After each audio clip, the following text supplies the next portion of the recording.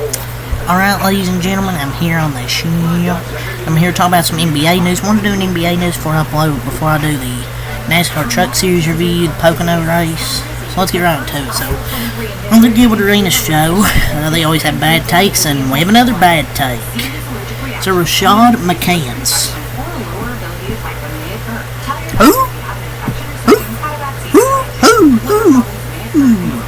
Nobody knows who this is. He says he doesn't consider DeMar DeRozan a scorer, despite that's what he's known for, his scoring. He doesn't think he's the type of player who can go get you a bucket. Rashad McCants needs to strictly be using an unplugged mic.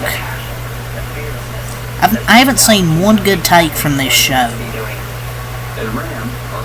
but I feel like this is a recycled take from a decade ago, when the TNT crew were talking about Carmelo Anthony. This is like word for word. It says there's hardly any good takes from this show. Like 90% of shows from media, you can't rely on good takes. Like, he's consistently been one of the best isolation scorers in the mid-range for the past decade. You can call him anything, but you can't say he's not a bucket getter. Stop giving these people platforms. He's literally only a scorer.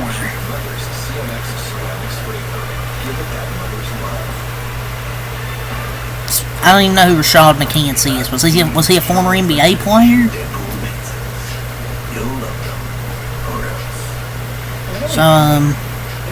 So Draymond Green was asked which NBA player would he like to team up with, and he gave a very surprising answer.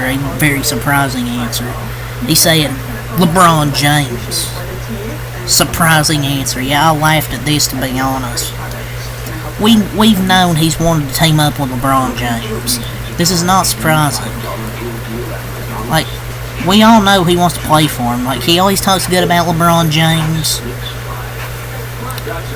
and he always mentions LeBron, so this is really no surprise. And I wouldn't be surprised if they teamed up LeBron, or if Draymond left Golden State, the next one out of the big three to leave, and go team up with LeBron. He might as well at this point. So Cooper Flagg was asked who his favorite teammate on Team USA's select team was, and he said Brandon Podziemski was his favorite teammate. He's gonna, I think Podziemski's gonna be him this season, whether he gets, say, traded maybe to Utah for Lauri Markkanen, which I highly doubt at this point. But I think he's gonna have a really good season. So, Paul Pierce on Undisputed, he credits himself for LeBron's greatness. And quote, I truly feel responsible for taking LeBron to that next level. Bro thinks he's LeBron's greatest rival. I mean, I guess technically he is, but he should say the Celtics, not just himself. Dude always tries to make everything about himself, like. I mean, they used to go to war. That wouldn't have happened without him. I swear, people will say anything to be relevant these days. So Charles Barkley, he called out the NBA for not caring about its fans. And quote, they don't really care about anything but how to make the most money possible. I mean, he's right. I mean, tell me where he's telling lies. They're not really caring about the fans. And we should never put money above the regular fan. Everybody can't afford streaming. There's nothing wrong with streaming.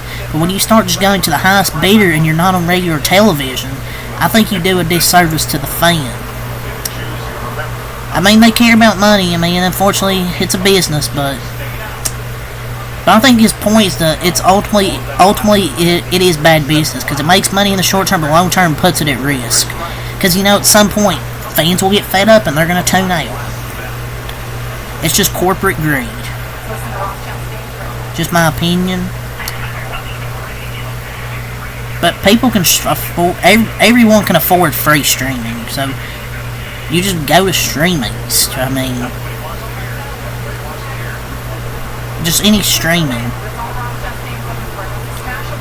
That's why I watch streamings, to know so I can watch games. But now they're gonna have games on like on Mondays next year on Peacock or something like that. Like, that's crazy to me.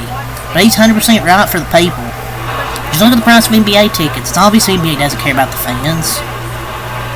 I mean, yes, the NBA is a business. That's their job, to make money.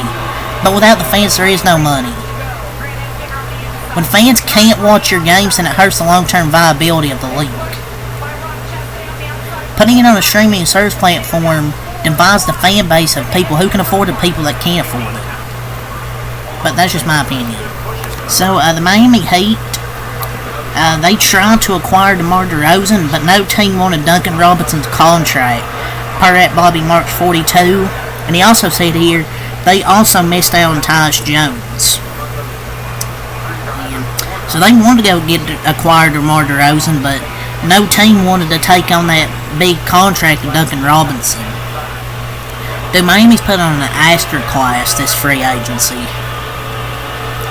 And the Heat just fumble every player possible every year. And they also missed out on an underrated player in Tyus Jones, so those two could have been additions to their team. Upgraded additions to their team, and they couldn't get either of them. It seems like they miss on everyone these days. And they were trying to give Duncan Robinson because they're cheap. Until the owner wants to win a championship, they ain't gonna do anything.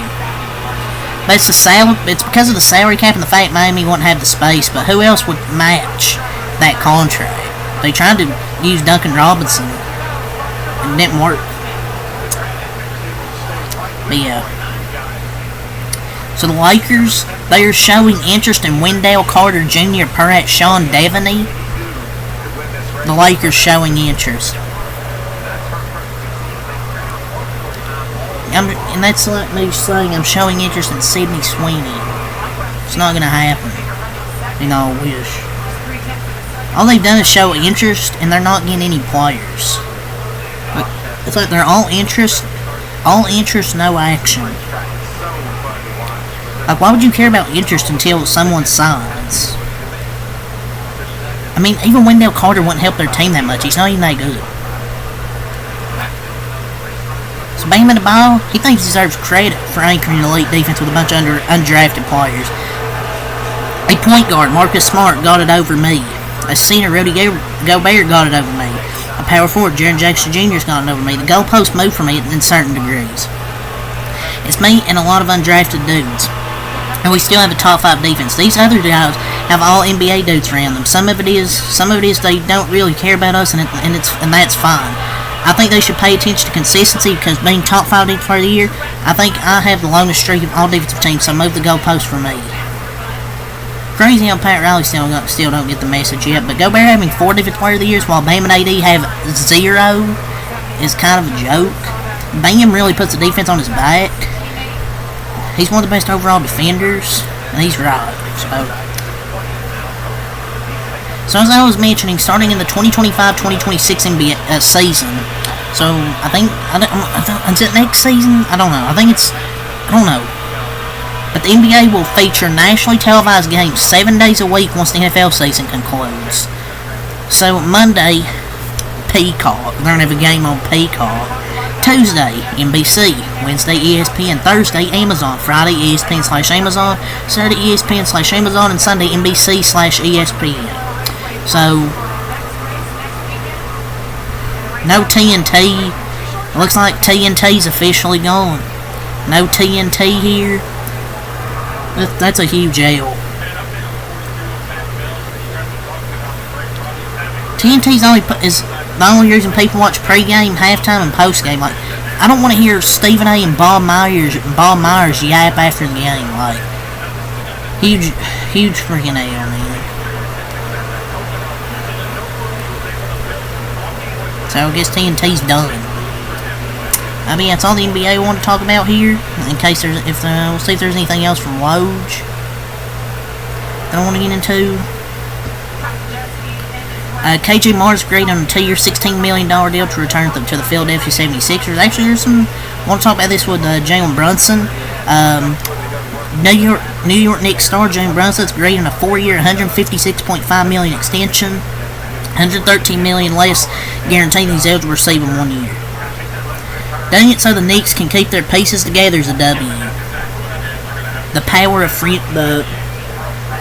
the power of friendship. Johnny Juzang and the Utah Jazz agreed on a 4-year, $12 million deal. UCLA legend Kyle Lowry's returning to the Sixers on a 1-year deal.